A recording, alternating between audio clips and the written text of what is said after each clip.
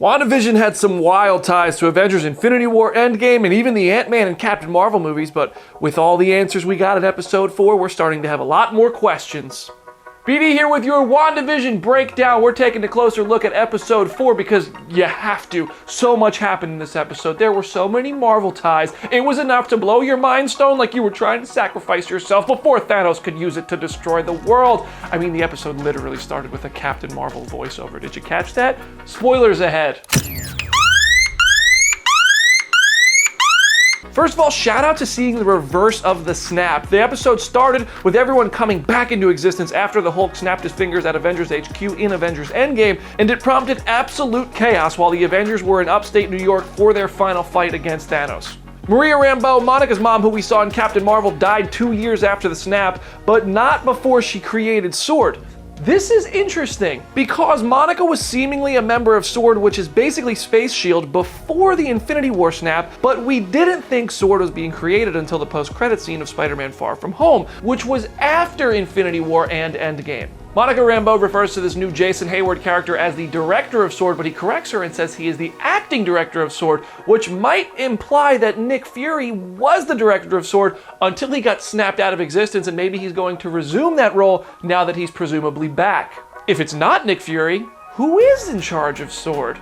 Let us know your thoughts in the comment section. Shout out to Maria Rambeau for apparently creating Space Shield. Jimmy Woo shows up, and it is an awesome reference to the Ant-Man movies. He is practicing close-up magic. He whips a card out in his hand to introduce himself to Monica Rambeau. It's all connected. We love a nice little nod. How'd you do it, Scott? Do what? The card trick.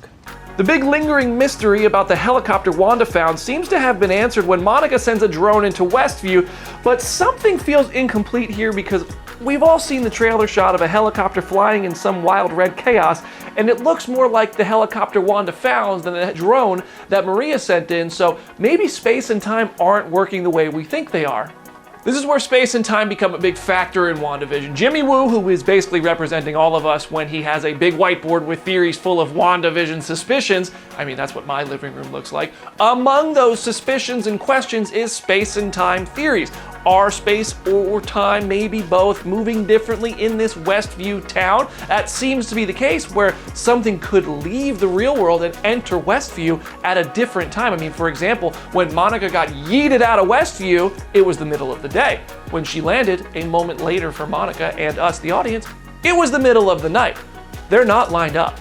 By the way, has nobody else driven down this road into the new Westview town that everybody has questions about? Only Monica walks far enough to get sucked into it all? I find that to be kind of interesting.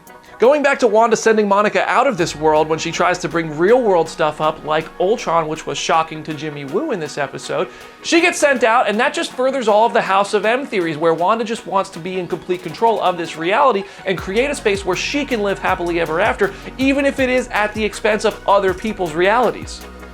Possibly the biggest clue of this is on Norm's fact sheet, real name Abelish Tandon.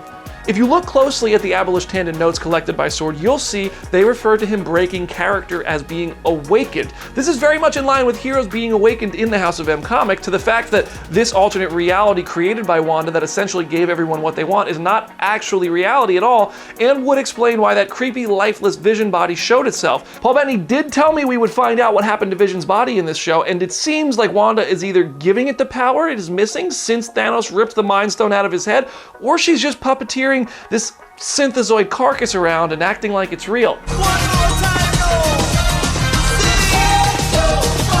Either way, it's weird and very dark. Cool final nod for you. Darcy has been watching all of this unfold on her cool TVs, and when the credits roll on a WandaVision episode within WandaVision, we see names like Leanne Patrick, Amanda Weir, Chikako Suzuki, and Matt Elena. These are all real people working on WandaVision's crew, so it is cool to see them get some recognition within the show. What Easter eggs and references did you catch in WandaVision? Drop them in the comment section or send them my way on Instagram. And do yourself a favor, listen to Comicbook.com's Phase Zero podcast. We had the Vision writer Tom King, and he dropped all sorts of knowledge bombs on this weekend show. It's available on all major podcast platforms, and it's hosted by yours truly. If you're watching this video on YouTube, please like it, subscribe to Comicbook.com's channel, and head over to Comicbook.com/Marvel for more updates. I'm BD. I'll see you there.